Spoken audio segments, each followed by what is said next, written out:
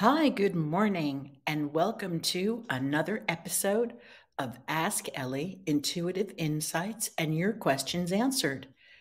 My name is Ellie Molina, and I am your hostess for today. And for those people who are joining us for the very first time, I'd like to just share a little bit about myself. I am a psychic. I'm an intuitive, an author, consultant, educator, and the creator of PsyKids, a magical place where children and their adults learn to tap their inner magic while raising consciousness. And to learn more about PsyKids, head on over to my website, look for PsyKids, and then download your free 16-page guide titled What If? 6 Ways to Help Your Child Tap Their Inner Magic. And before I introduce our guest today and share a little bit about her, I just want to let you know that we've got some interesting astrological aspects happening, which I will get into on the next podcast next week. But to begin with, I want to welcome everybody who's entering into the live studio this morning. Good morning, Deb, and good morning, Terri.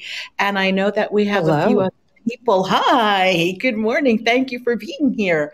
And there are a few other people that are going to be entering into the live studio, so they'll be able to ask their questions. And I'm sure that you'll get to their answers. So anyway, first of all, welcome, welcome, welcome, Terri.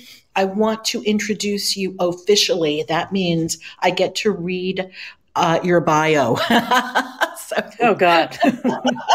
No, this is important. So Terri is a writer, a speaker, brand advisor, and she helps people identify, articulate, and seize on their own standout ideas for their brands, businesses, and whatever work they do so that they can become powerful and fulfilled contributors and leaders.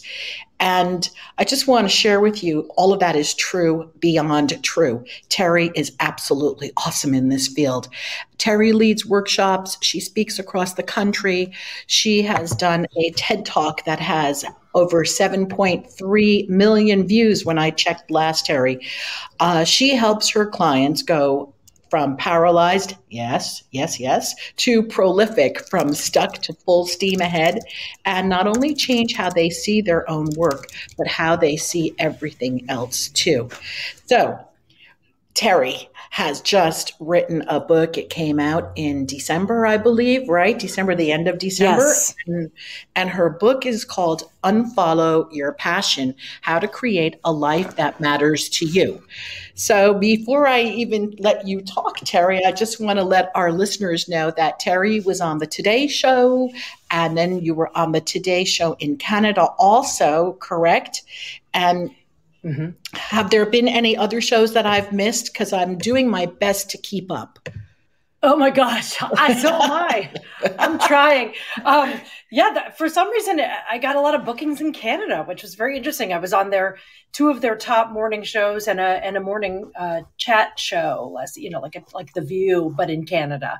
But I've done a bunch of media here, both locally and nationally. Had some nice write-ups in The Independent in the UK. And it's just been kind of a ride. I think the biggest thing was the Washington Post that included it in the roundup of the best feel-good books of the year, which was a real honor.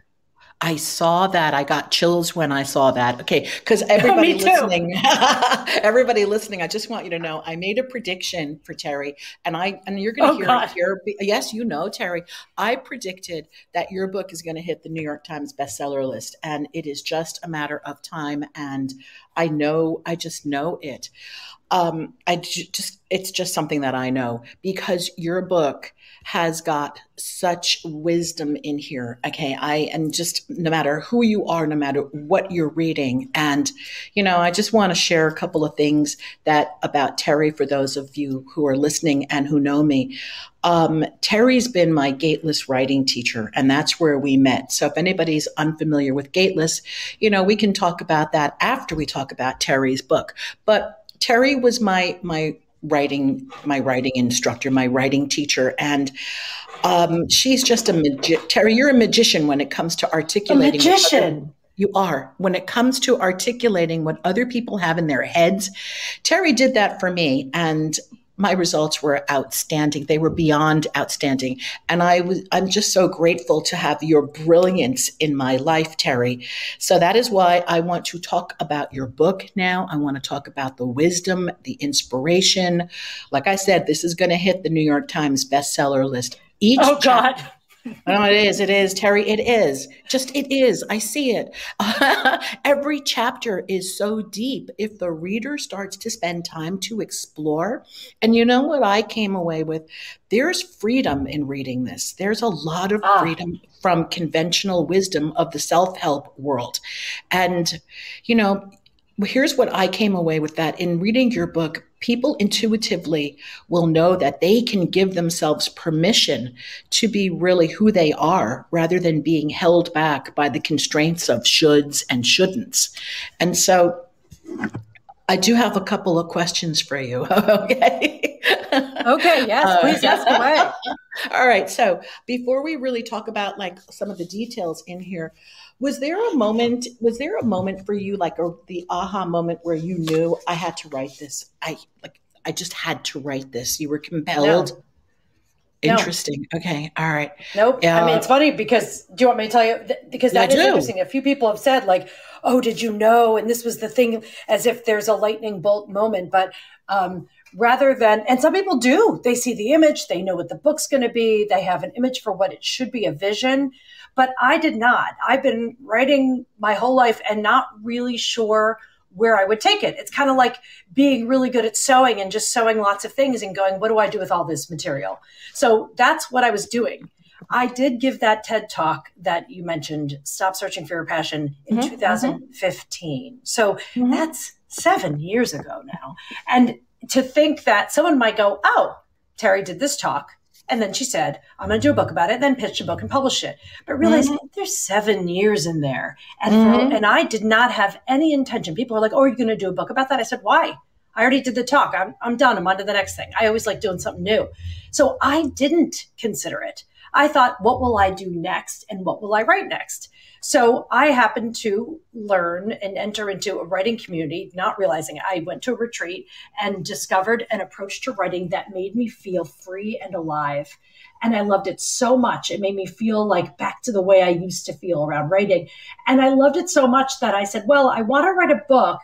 But the woman who led the retreat, Suzanne Kingsbury, said, don't worry about the book yet. You will, if you want to, have a book. But first you need to know what you're writing, and you need to give yourself space to do that. So I gave myself years of writing on retreat, of writing by myself, of writing in groups, writing alone, which really we do most of it alone. And it wasn't until I had what I thought was a book. I was like, here's a bunch of stuff. Here's what I think it sounds like.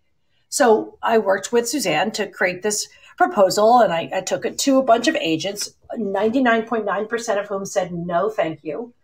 One said, okay, let's look at this. And it wasn't at all about passion. It didn't have anything to do with that.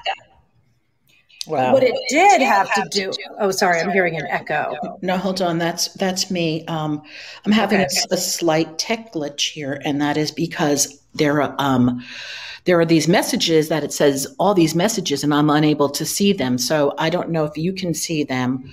I see messages coming through, but I think I don't hear the echo anymore. But I guess if there's ever an echo, I imagine if you mute yourself. Yeah.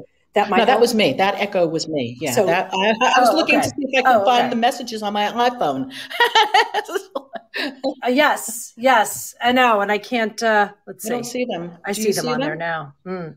I see people on there, but I don't see. Okay. No, I just see you saying, I can't see the questions. If people have questions, they should go ahead and type them in. Absolutely. But so what I did was we had the idea, and the book was essentially, how do I help people? How can I help people be free of the played out ideas that make us feel that we're not doing a good enough job living our lives? And so it was. And so, look, I'm the one who gave the TED Talk. That same idea of, I hate this conventional wisdom. I hate this thing that everybody says. It's the same spirit, but I wasn't packaging it like this book. So the agent said, okay, let's take it out to publishers and see if someone's interested. It was not called Unfollow Your Passion. It had nothing in the word passion, was not in it at all. And we took it around and everyone said no, except for one publisher. And you only need one, right? Yeah. But it was a big one. And they said, well, we like your writing. We like the idea, but this is not the book. We would like to work with you to publish a different book. And we think it should be personal development and it should tie back to the TED Talk. So that was them. That's their business savvy. Look, a publisher's not going to give you money for a book unless they see a way to make money doing it. It's a business. Yeah, so I said, okay, well, you tell me. And they said, well, this is what we think it would be, something around these lines. So then I spent the next year rewriting and reworking the book. So no, I did not come march in there with this perfect book going, here, publish this. I made it up as I went. And I used all of this material that I had. But I say that, Ellie, because so many people have an idea that you're supposed to know what you're going to do your book about. And I want to free you up from that and say, hey, sometimes the writing leads you.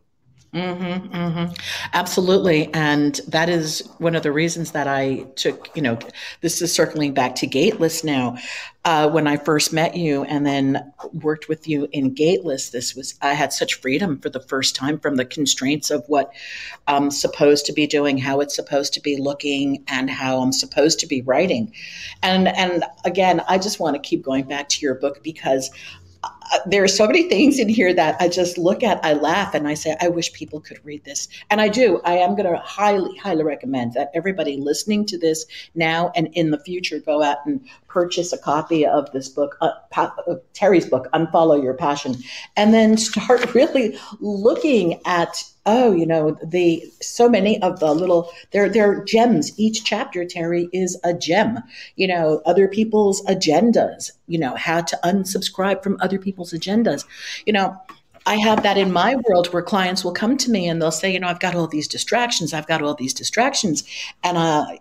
how do I unsubscribe from other people's agendas?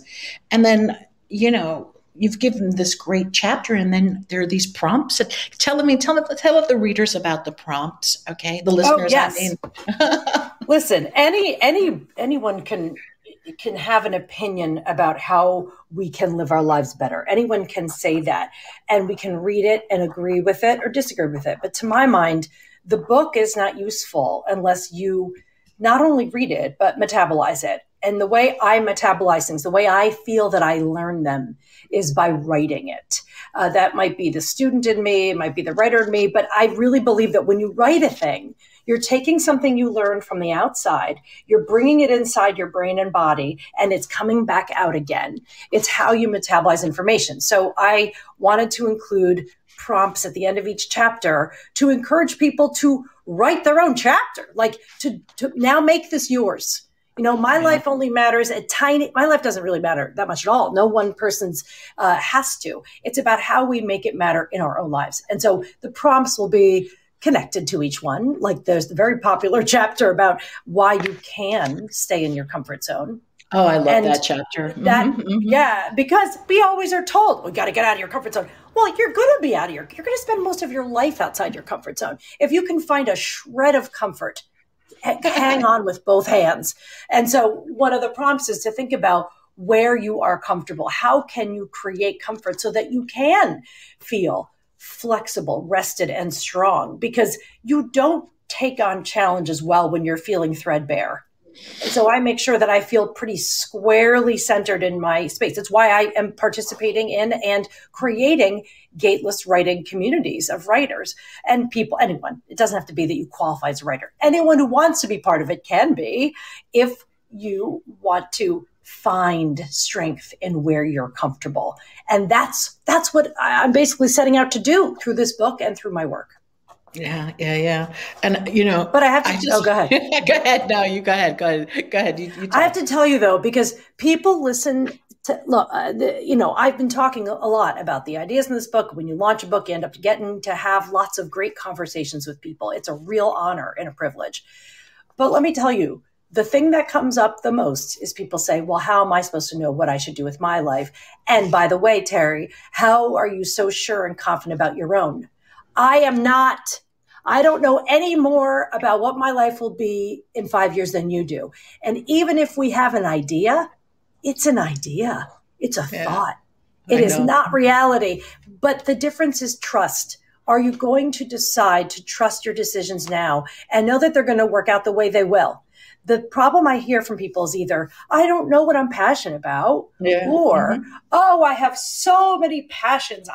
My problem, I have too much passion. No, you don't have too much passion. It's wonderful to have lots of passion. If you feel you have, quote, too much passion, the problem is you haven't made a decision and you're choosing not to choose.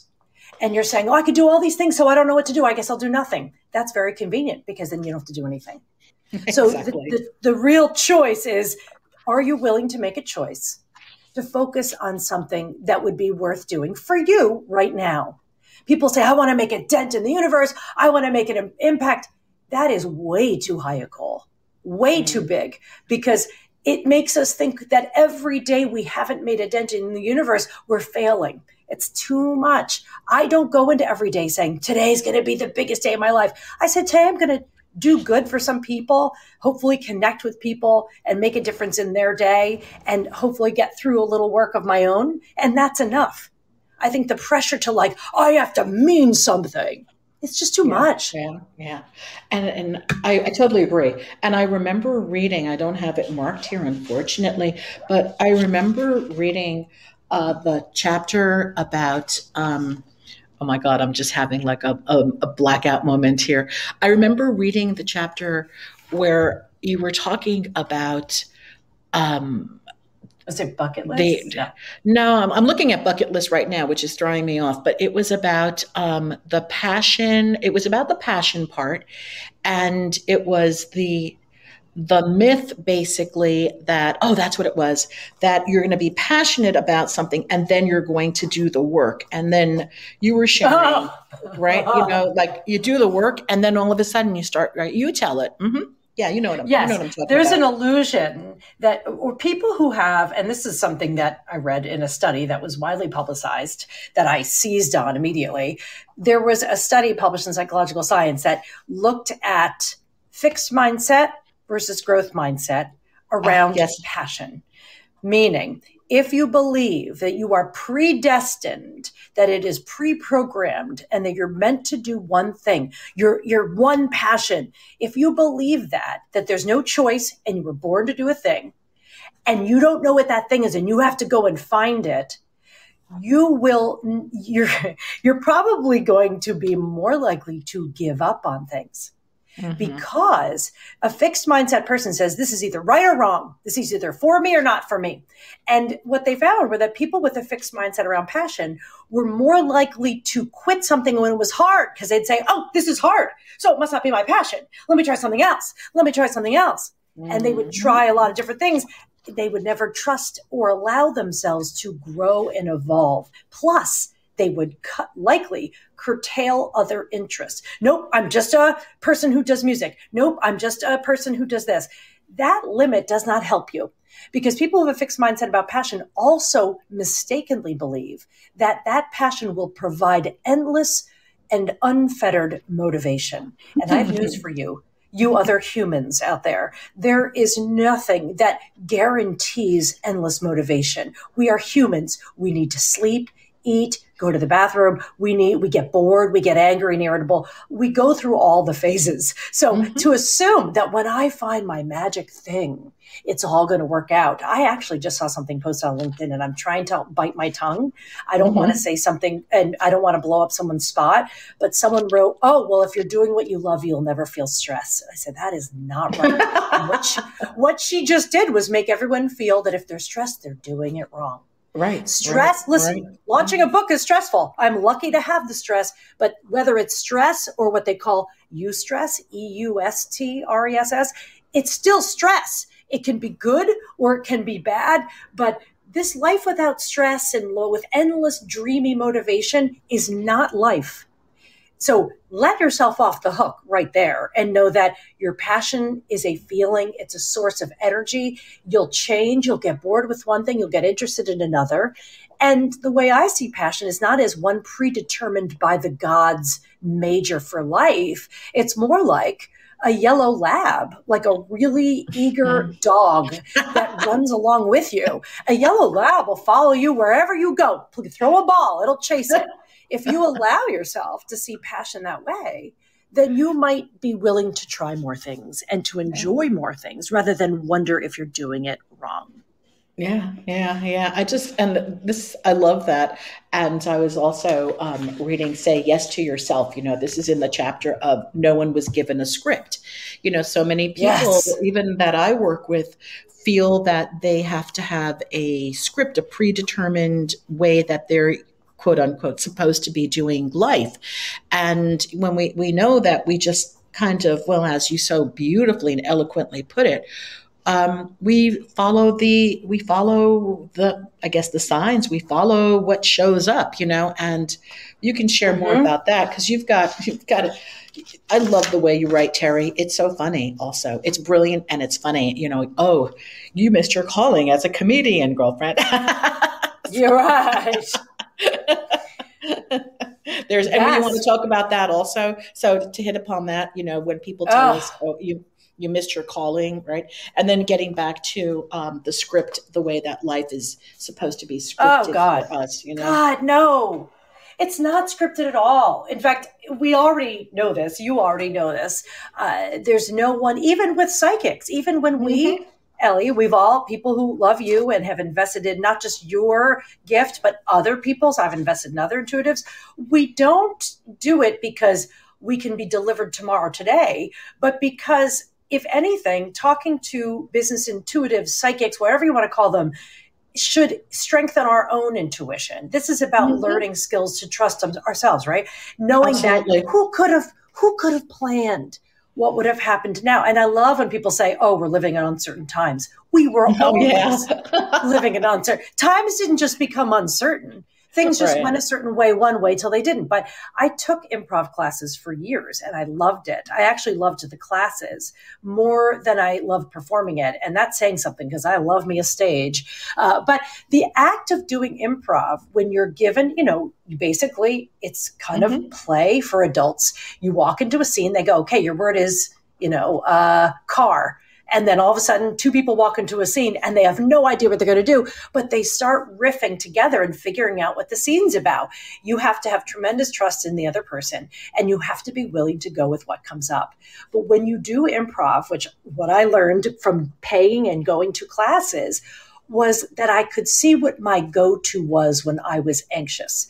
Like if I walk into a scene, I don't know what to do, what would I do? And I realized my go-to was to pick a fight, was to go in angry at something because it made me feel confident. When I was angry, it made me feel strong. Well, I didn't know that. I didn't realize that is what I do. I'm not angry all the time, but when I'm going into a situation, I'm ready to fight because that makes me feel sturdy. Well, that was worth the price of admission. So what do we do? Every day we walk into, we have no idea what's going to happen. And so it's worth paying attention to, well, what do we do when we're not sure? Does that always help? Does being angry make for a better day? Not usually. But I loved that experience. But here's how that contrasts with the idea of calling.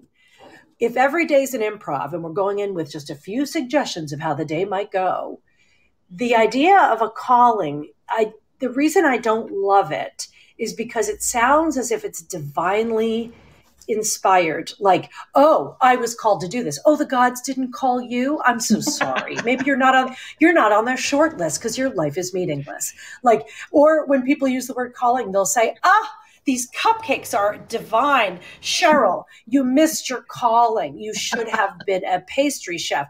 And Cheryl's like, well, I work in accounting. Thanks a lot. You're making me feel like my life is, I did the wrong thing. No one missed their calling. Calling is useful if we believe that we are being called all the time. And we are being drawn towards some things, away from others. It is your decision. It is not the gods. It is not genetically predestined. And you didn't miss it. And Ellie, I find this is a big problem for people/women, especially when they're no longer 29. Even 29-year-olds have a problem with this. But once you're over 29, you start thinking, oh God, everything's behind you. Not true, first of all. But all of our time is quickly moving behind us. That's not the point. The point is you can do what you want now. And since we don't know how long we'll have, what are you doing with the time you have? That's all that matters, really. That you make sure that what you're doing now, you're not doing just to please people, or I'm just going to do these things for the next 10 years and then I'll have free time. We might all be dead 10 years from now. We don't know. We don't know. I know. It's Don't true. wait till later. This waiting till later is the racket. I just wish everybody were reading this right now so that we could pick out. They can. They can if they want. Yes. That's the beauty. Okay. Hold on. Tell us about the book club. Tell us about how they can. Oh, yes. Can, all right. Yeah. Yes. You know what I'm saying. Yeah. You might buy the book. Most people will maybe buy the book and read it on their own or listen to the audiobook and just read on their own. Great. And you just put it on your pile and you enjoy it on your own time. But what I have invited people to do is if you like the book and you want to be in community with me, you're invited to do that. I have a couple hundred people who said, yes, I bought the book and I want to be in the loop with you. And if you want to do that, I bought the domain, unfollowyourpassion.com. And if you bought the book in December, Amazon or whatever you buy books, you just put that in there, put your name and email. And if you don't remember, put your best guess when you bought it. And then you'll be part of that community of people where I email them and I tell people like, hey, we're doing this workshop, we're doing this. Do you want to be part of it? Or if you're like, hey, you know what? I don't know if I want to buy your book. That's okay too. You can still be in touch with me if you just go to territrespicio.com and you can just hop on my list and be in touch because I'm always doing things around these ideas to help people find freedom in the choices they make and enjoy the creativity that they already have inside of them to make the life they want to. Yeah. And I just think that what you're doing is so spectacular. And can you share, this is not about the book, but this is about writing and Gateless. Yes, let's talk about that. All right. So can we talk about Gateless? Because Gateless helped to set me free. And yes. I was introduced to Gateless through Emily Pereira, who has written the book, The Quest. And Emily had told me about Suzanne Kingsbury for a few years before I mustered up the courage. It was courage. I was afraid I couldn't write, believe it or not. You know, it's one of those stories. I'm not going to be able to write. I have nothing to say. No one's going to want to read this. Why am I you wasting just did it. You named time? It. Yeah. You named the three things. What do I have to say? What if I can't do it? And who cares anyway? And let's answer those in the reverse order. Who cares? Everyone and no one. No one is sitting around waiting for anyone to write a book. If I never wrote one, the world would go on. My friends and family would still love me. We don't put our worth on whether we publish a book, okay? Because a book is the oldest form of content sharing after cave drawings. But like, there's so many ways to share what you do. It doesn't have to be a book. However, it can start on the page, whether you like to write or not. Ellie, what you have hit on is that this community, which is started by Suzanne, I'm trained in Suzanne's method. I'm certified in it. So not just anyone can go around doing Gateless. They have to be certified as a trainer. So it's only, maybe 100 or so of us out there. But the idea is this, and it is an amazingly kind of shape-shifting tool that can fit any creative work. It was originally developed to help writers get past writing blocks because Suzanne works with writers to help them develop their books. She can't work with a writer who's blocked. So it was in her best interest. And she is someone who's written books and knows what it is to be blocked. And so she created this method, which is so different because rather than you go in with your writing and have someone fix it, that's a different process. What she does and what I do is help people tap the part of you that already knows how to write. This fear of I won't know how to write. If you can read, you can write. No one goes around bragging about how they can't read. So why people feel that they need to tell people that they're a bad writer? No, you're not a bad writer. You were told and given a set of rules in school that didn't feel right. You were maybe made to be embarrassed or made to fail or made to feel bad about your own ability, and you never went back. And for that, for all of us, I am sorry. I am sorry that the traditional system does not reward the kind of writing that I believe people can do. Why? Because as you know, Ellie, people teach to test. There's other priorities that the schools have besides unleashing creativity. But what we can do is we can unlearn those limits. And that is my jam. I love to help people kick away conventional wisdom and kick away the critical conditioning we've grown up with so that we can be free flowing and access our ideas. So when people come to me and say, I want to do yourself and I'm a bad writer, I said, no. And actually, you're not going to be allowed to say that in the group, because what we do is we write together, we read our work unedited, and we point out what's working, not what isn't. And Ellie, you experience that yourself. It's not a nice compliment circle. It's meant to teach us how to look for strength on the page.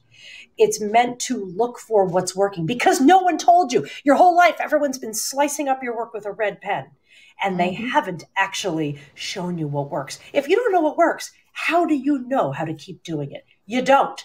So that is what we do. And so I've had a lot of exciting interactions and groups and success by leading programs. In fact, I'm starting another one next week it's called the 6-week sprint. I've been doing it. Ellie, you were part of it. It's a wonderful group where we write for 6 weeks every week, at least once, if not twice. If you want to come twice, we write together and you learn this approach so that you can write on demand. That's the idea. And I'm also starting to do more teaching of how to refine and edit work that doesn't involve ripping your own work to shreds, because that doesn't help either. So I will say this, if that is another reason to get in touch with me, because you want to hear about, well, what does this look like? What can we do to explore that?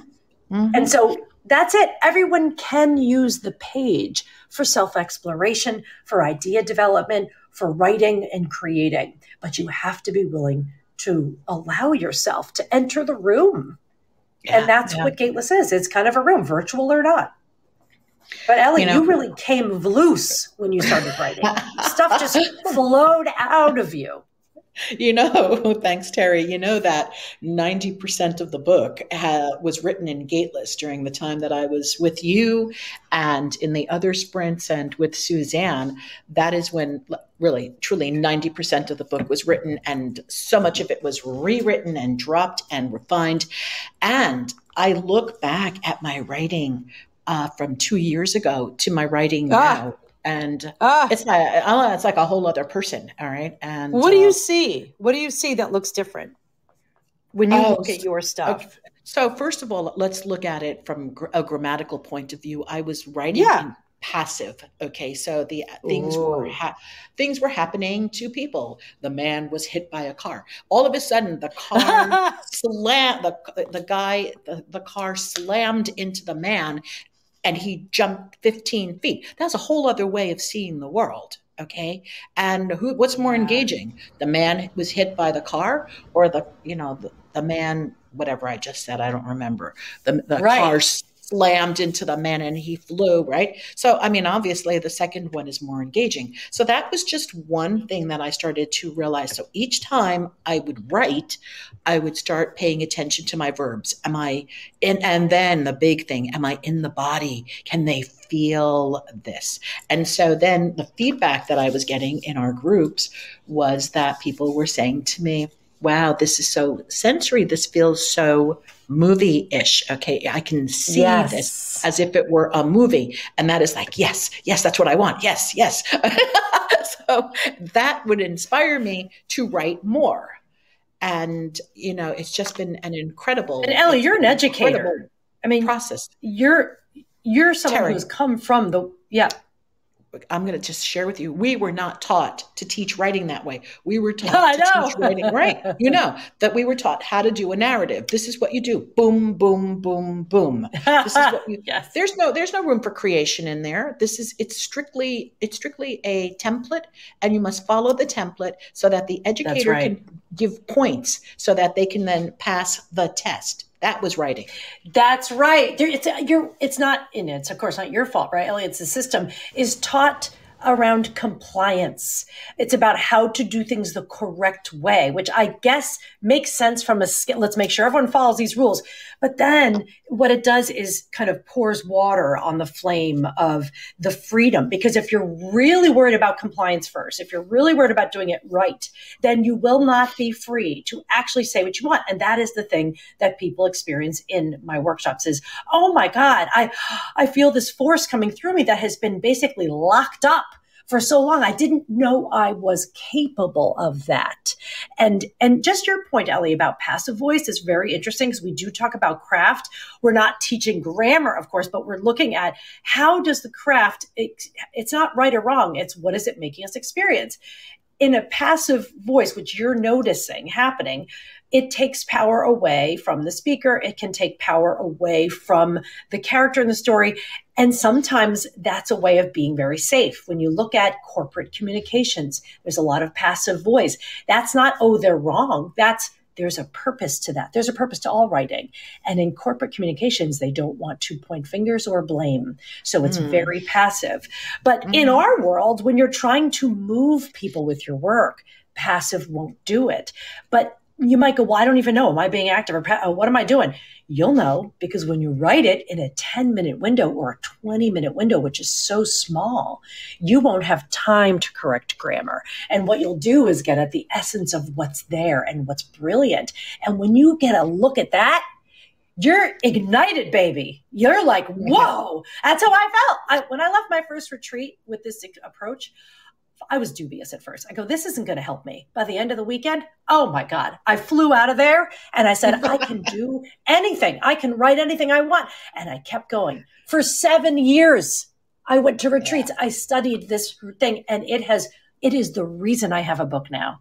It is the reason. And so not only when you read this book will you see that it was written that way, not that you'd know that by looking, but there's also a chapter in there about the critic in which I talk about how this approach changed my life and why I teach it now. But Ellie, if I could free everyone up, that is the goal. I want to make everyone feel free because if we don't own our own voices, we're in trouble. If we stay quiet, we're in trouble. Yeah, absolutely. This leads me to another question that's coming up. And I do want to ask anybody listening if they want to ask a question to you. Oh, yes, right please. Now, like, please put it in or call in.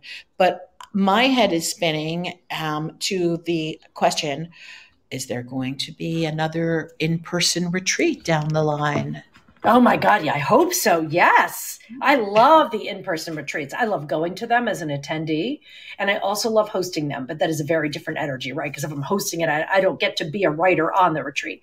But being in person with people in the room and writing together and living together for 3 days is amazing. Obviously, right now, it's just tense for a lot of people. So we're going to hold off. But Ellie, I feel very lucky that I was able to explore it virtually because I was able to have essentially online retreats and meet people from all over the world that I might never have met. So I wouldn't trade my virtual community for anything. But yes, the dream would be to be able to meet some of them in person. But I love doing it virtually. It just has introduced a whole other dimension of what it means to write in community, even when you're in the house by yourself. Yeah. You know, I have made, just as like, I want to talk about myself here. I have made so many wonderful friends during this this year of Gateless. I cannot even, if I were to begin to count the friendships that I made that were off the page, okay, the people that I'm in contact with, that I talk to almost daily, it's incredible. This work has enriched my life and taken me out of a comfort, it's expanded my comfort zone. Yes. Right, but you're not uncomfortable in it, right? You feel connected. I was scared. I was very uncomfortable initially when I first started. Let's talk about the critic. It was wild to watch the process because in my realm where I do have my 10,000 hours, maybe 100,000 hours plus of doing psychic work, which is I can do that with my eyes closed. You know, you ask, there's a chapter, right. What can you do with your eyes closed? Well, that's what I can do with my eyes closed. And now all of a sudden I'm in this community and these people are reading their writing. And I felt as if I were Okay, I was in an artist's community drawing and I'm drawing stick figures. So Oh, God.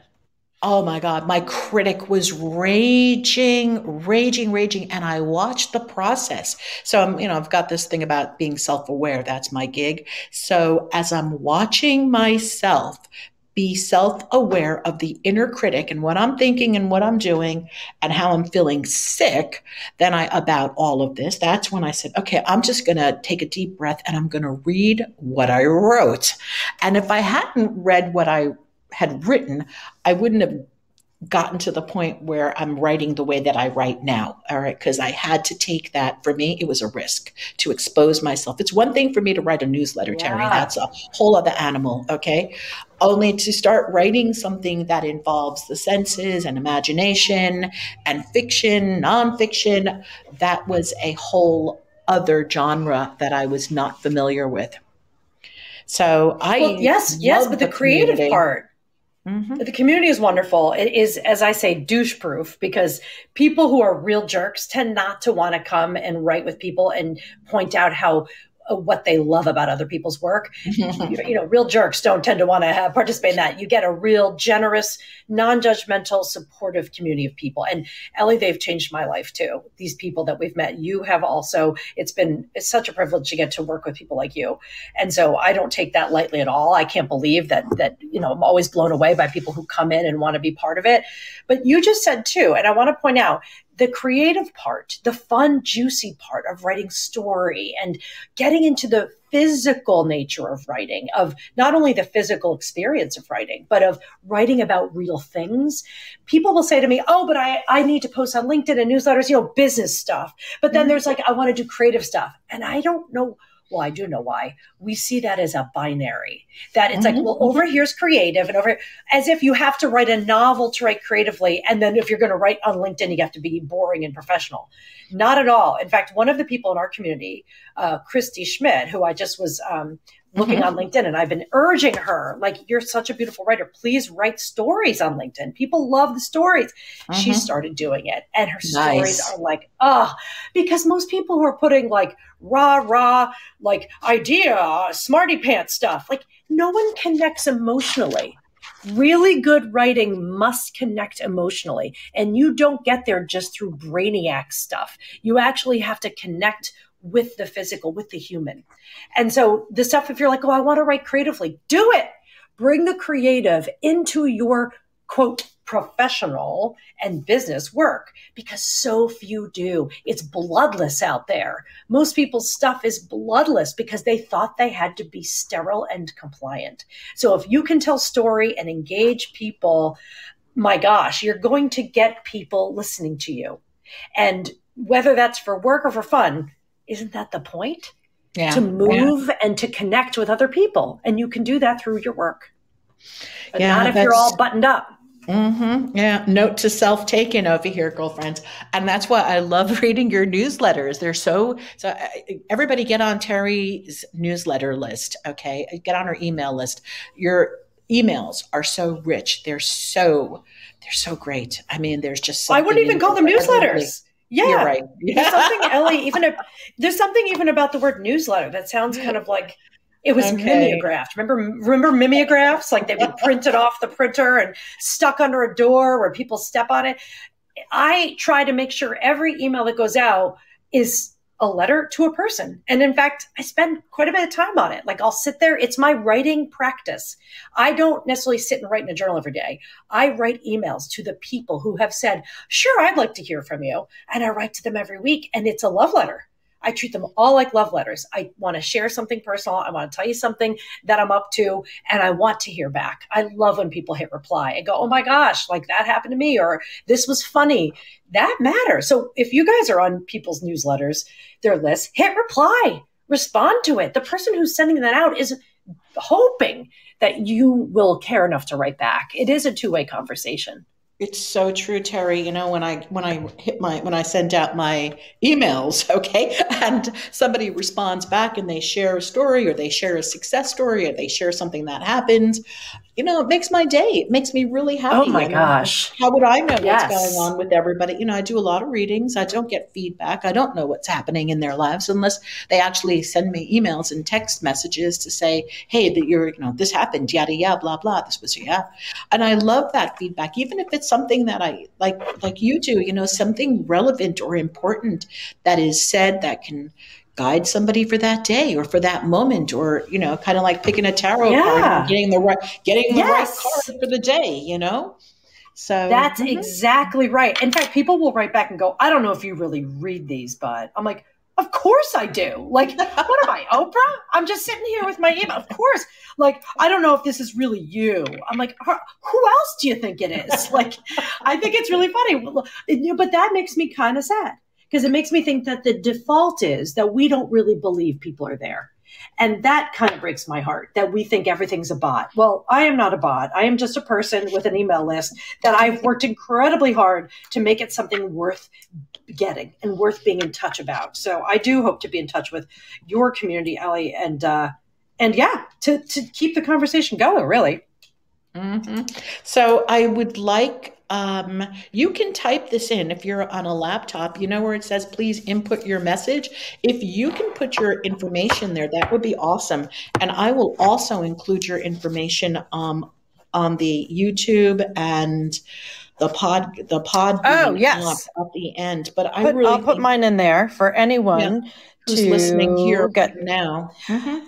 Yeah, you know what? The easiest thing is to just go to territrespicio.com, because here's the thing. I did a free series of videos on why I think you can stay in your comfort zone. And if you get on the list, an email goes out to you that has a link to that series. So that'll be, and more information about the book and everything else. So probably just that one would work great. And also unfollowyourpassion.com if you're interested in getting the book. Yeah.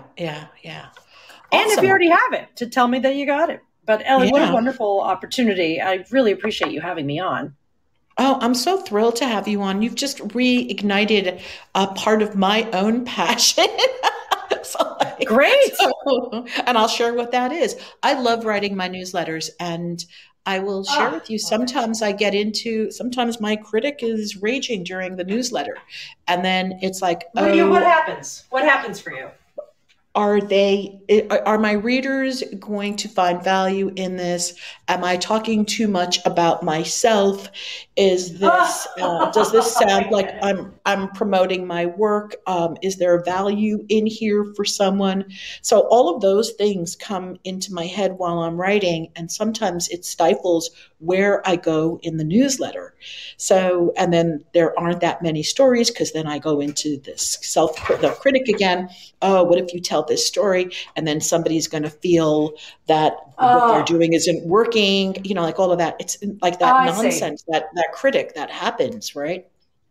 Well, that we all have that thought.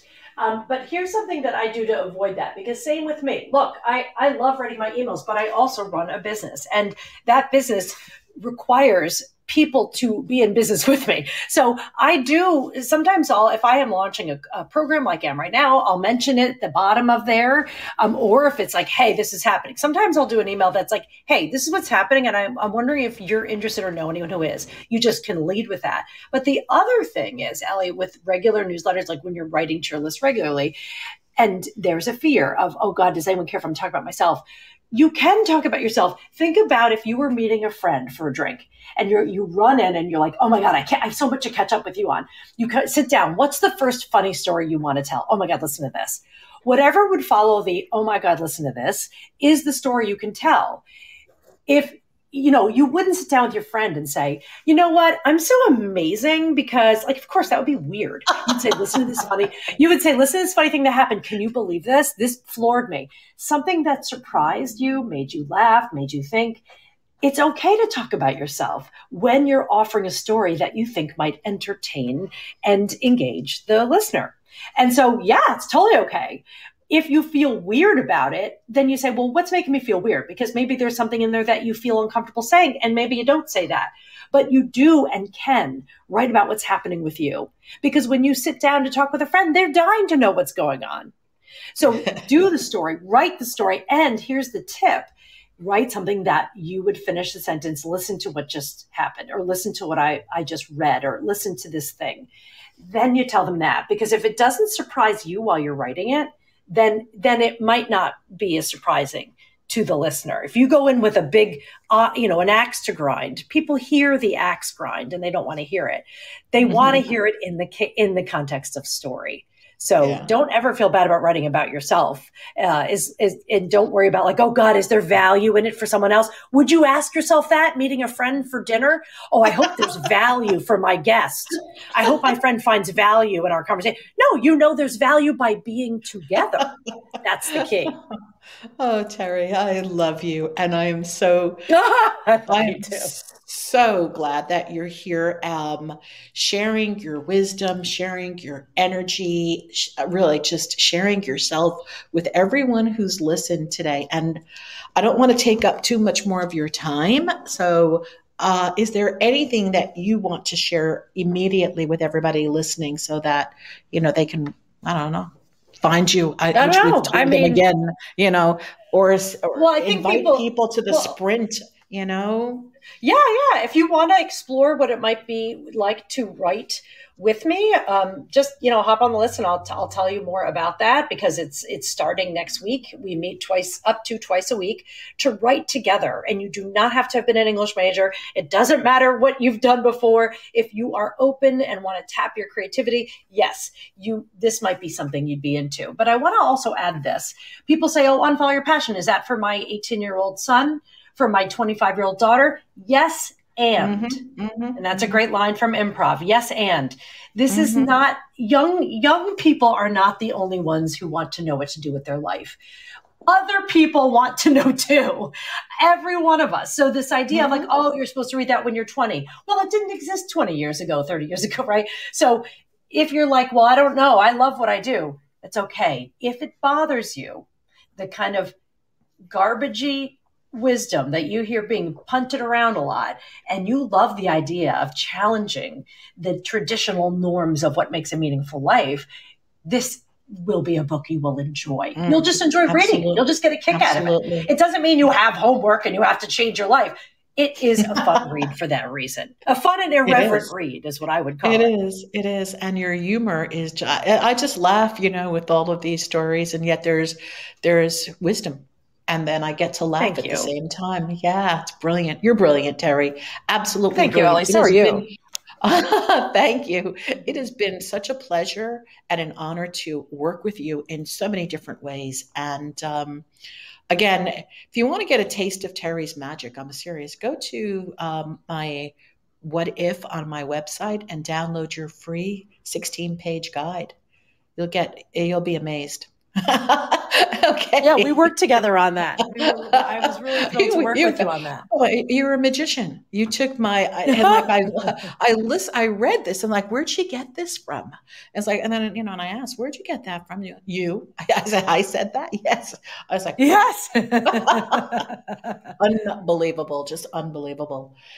Okay, Terri, I look forward to sprinting with you soon and continue thank you. Our relationship. And everybody go get the book, get on a sprint, stay in touch with Terri. She's amazing, absolutely amazing. Thank you for being here. It was a pleasure, and I'm so grateful that you said yes. Yes, thank you, Ellie. We'll talk soon. Absolutely. Okay. Bye, everybody. See you next week. Bye. Leave comments. Bye. Thank you all for being here. Ciao. Have a great week.